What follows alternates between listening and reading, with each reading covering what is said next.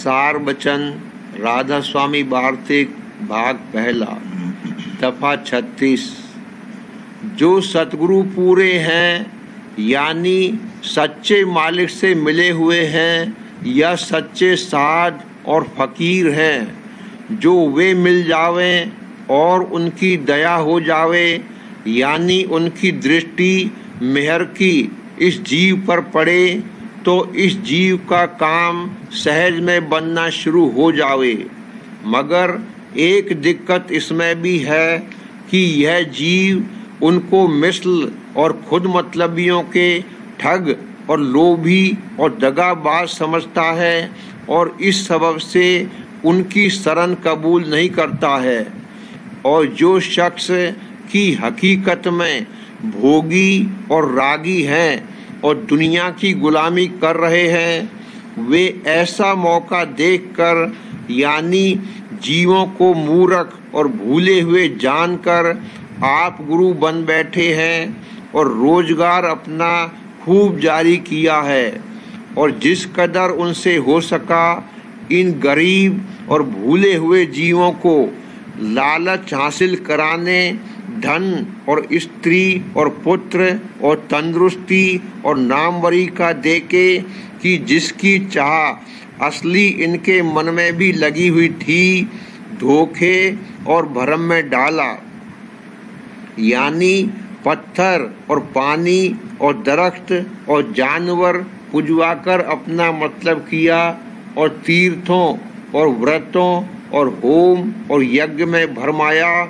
और पुकार कर सुनाया कि एक व्रत और एक तीर्थ ही करने में मोक्ष मिलेगी। यह ख्याल न किया कि जो अपना रोजगार चलाया था तो कुछ मुजायका नहीं, पर इन बेचारे गाफिलों को सीधा रास्ता तो बतलाते कि जिसमें इनका भी कुछ काम बनता, सो इस रास्ते और जुगत की उनको आप ही खबर नहीं। पढ़ने पढ़ाने और सुनाने में सब उस्ताद और होशियार हैं। श्री कृष्ण महाराज ने जो उद्धव जी को उपदेश किया उससे साफ जाहिर है कि हरचंद वह महाराज के संग और सेवा में बरसों रहा, पर यह न हो सका कि उसको परम पद में अपने साथ ले जाते। सो यही फरमाया कि पहले योग अभ्यास करो, तब अधिकारी परम पद के होगे। ख्याल करना चाहिए कि जिस वक्त सच्चे कृष्ण महाराज की सेवा और टहल और संग में उद्धव जी से प्रेमी काबिल पहुँचने परम पद के बिना अभ्यास नहीं हुए, तो जो लोग कि कृष्ण महाराज के स्वरूप की नकल पत्थर या धात की बनाकर उसकी सेवा और टहल में अपना वक्त खर्च कर रहे हैं और सहज योग के अभ्यास और सतगुरु भक्ति से बिल्कुल गाफिल हैं, वह कैसे परम पद को पहुँचेंगे। और इस पर भी यह हाल है कि गुसाई और पुजारी से लेकर यात्रियों और पूजने वालों तक कोई बिरला सच्चे दिल से निश्चय मूरत का दुरुस्त रखता है, नहीं तो दुनिया की मूरत को यानी माया और उसके पदार्थों को सब लोग पूजते हैं और पुजवाते हैं। दफा 37। यही हाल तीर्थों का भी हो गया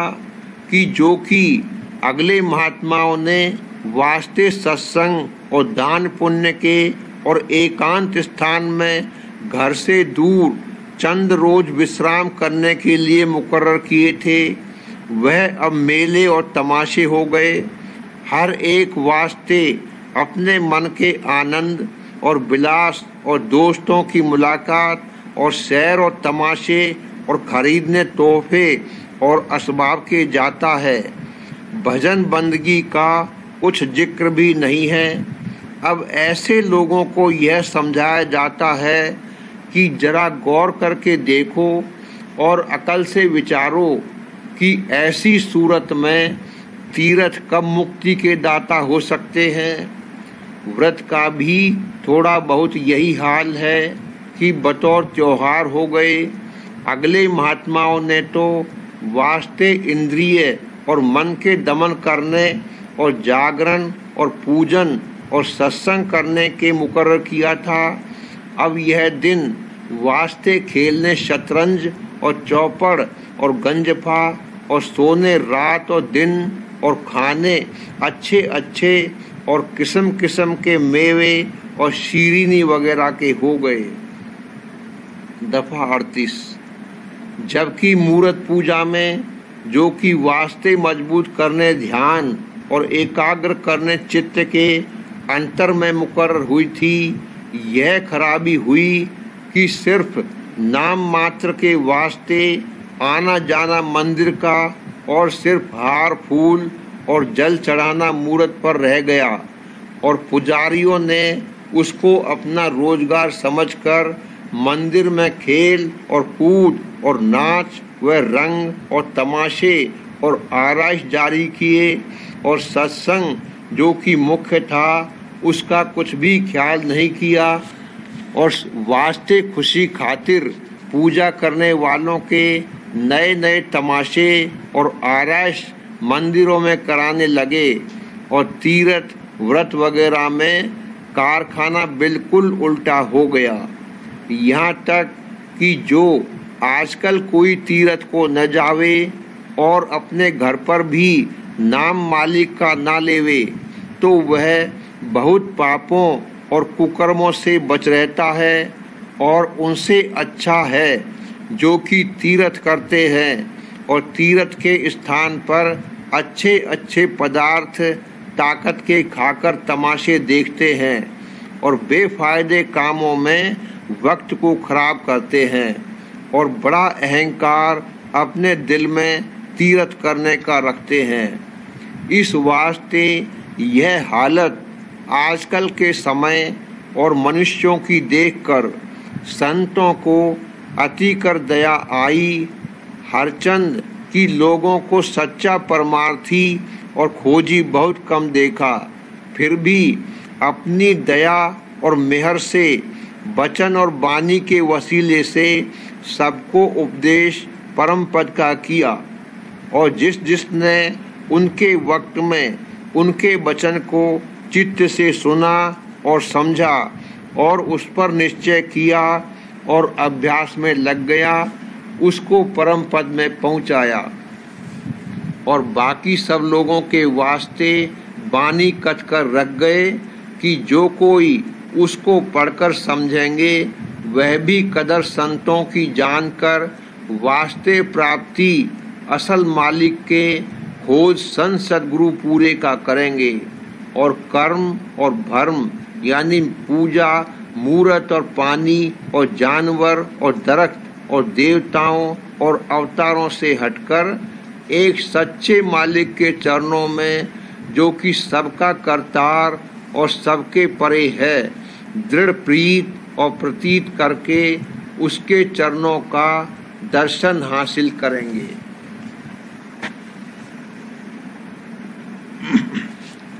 प्रेम पत्र राधा स्वामी, चौथा भाग, प्रकार 58। दुनिया में हर एक शख्स अपने जात पात, हसब नसब और गुण और जौहर और धन और माल वगैरह का अहंकार रखता है और अपने खानदानी रस्म और तरीके की मजबूत पक्ष और बर्तावा करता है। लेकिन अफसोस है कि हर चंद संत सद्गुरु जीवों को पुकार कर कहते हैं कि तुम सत्य पुरुष राधा स्वामी की अंश यानी बालक हो और दयाल देश में तुम्हारा निज घर है। यहाँ ऐसी चाल चलो कि जिसमें जम की चोट न खानी पड़े और अपने पिता के दर्शन के वास्ते शौक के साथ जतन करते रहो, ताकि एक दिन अपने धाम में पहुंचकर परम आनंद को प्राप्त हो। पर जीव उनके वचन को बहुत कम मानते हैं, बल्कि उल्टी उनकी निंदा करते हैं और उनसे दूर रहकर अपना अकाज करते हैं। इस दुनिया में सब जीवों को अपनी जात पात और गुण और जौहर और धन और माल और अपने कुल और खानदान की बड़ाई और बुजुर्गी का बड़ा अहंकार रहता है। खासकर जात और खानदानी बुजुर्गी का ये ख्याल दिल से कभी नहीं भूलता,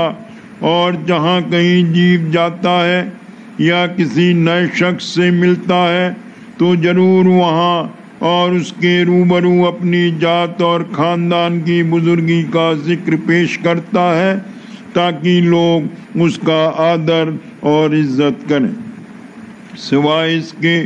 जो कि अपनी जात पात और खानदान के तरीके और रस्म और व्यवहार और बर्ताव में उनकी पक्ष और कार्रवाई बहुत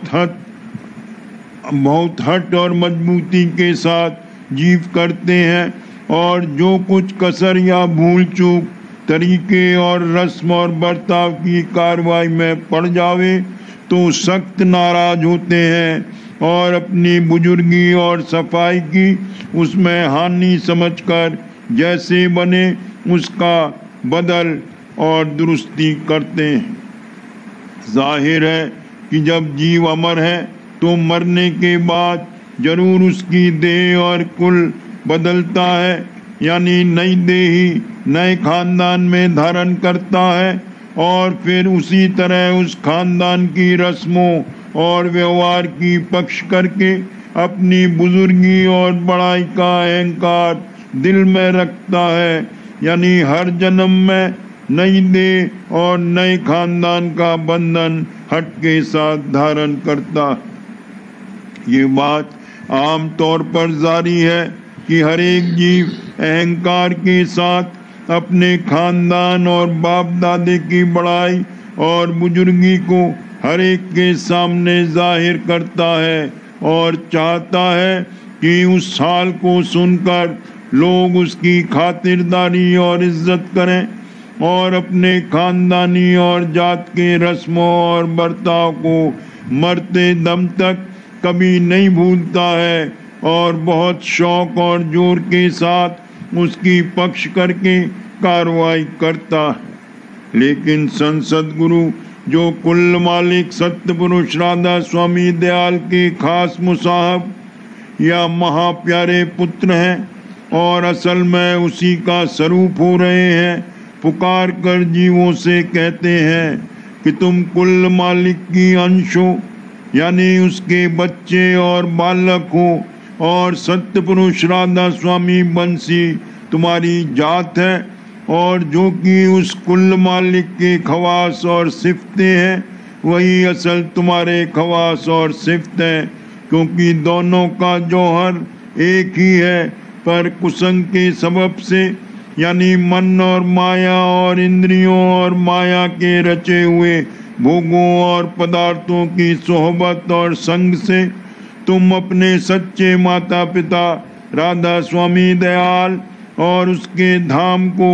जो तुम्हारा निज देश और वतन है भूल गए हो, और तुम्हारे असली खवास और सिफतें दब गई हैं, और बजाय उनके मन और माया और उनके खवास और गुण तुम्हारे अंतर में धस गए हैं, और उन्हीं के स्वभावों में तुम इस देह और इस लोक में बरत रहे हो और दुख सुख भोगते हो, और धर्मराय और जमदूतों के हाथ से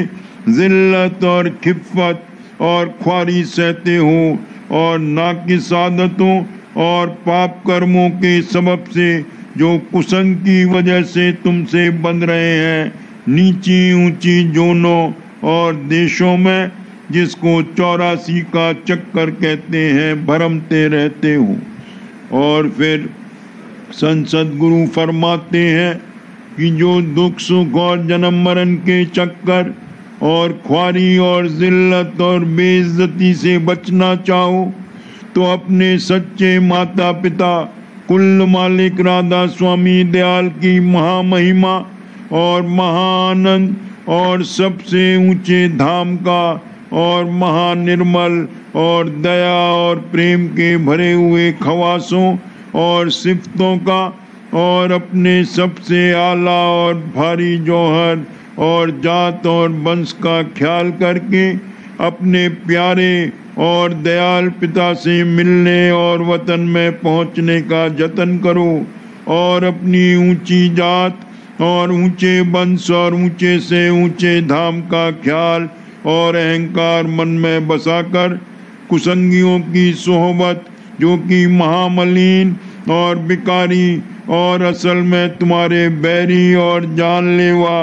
और बुजुर्गी और इज्जत की बिगाड़ने वाले हैं, आहिस्ते आहिस्ते छोड़ते जाओ और सद्गुरु और प्रेमी जन का सत्संग जो कि तुम्हारे सच्चे पिता और कुल मालिक के मुसाहब और प्यारे पुत्र हैं दिल और जान से शौक और प्रेम के साथ करो और उनकी खवास और स्वभाव और आदत इख्तियार करो और मलिन व्यवहार और बर्ताव जो कुसुंगियों के संग से तुमने इख्तियार किया है आहिस्ते आहिस्ते छोड़ते जाओ। तब दिन दिन तुम्हारे सुरत और मन निर्मल होते जावेंगे और जब सद्गुरु से उपदेश सुरक्षित मार्ग का लेकर जो कि तुम्हारे निज घर में जाने का रास्ता और तरीका है विरय और प्रेम के साथ अंतर में अभ्यास करोगे तब तुम्हारे सुरत और मन आहिस्ते आहिस्ते घर की तरफ चलते और चढ़ते जावेंगे और दिन दिन रस और आनंद ज्यादा से ज्यादा लेते हुए माया की हद के पार पहुंचोगे और वहां से सुरत मन से न्यारी होकर सत्य पुरुष राधा स्वामी धाम में पहुंचकर और अपने सच्चे पिता का दर्शन पाकर महाआनंद और महासुख को प्राप्त होगी। उस देश में माया और काल और कष्ट और क्लेश और जन्म मरण का चक्कर बिल्कुल नहीं है और वहाँ का आनंद और विलास और वो देश भी अमर और अजर है। पर अफसोस की बात है कि जीव संतों के वचन को बहुत कम बिल्कुल नहीं सुनते और अपने सच्चे माता पिता और निज कुल की बड़ाई का जरा भी ख्याल दिल में नहीं लाते हैं और ना इरादा अपने निज देश में पहुंचने का करके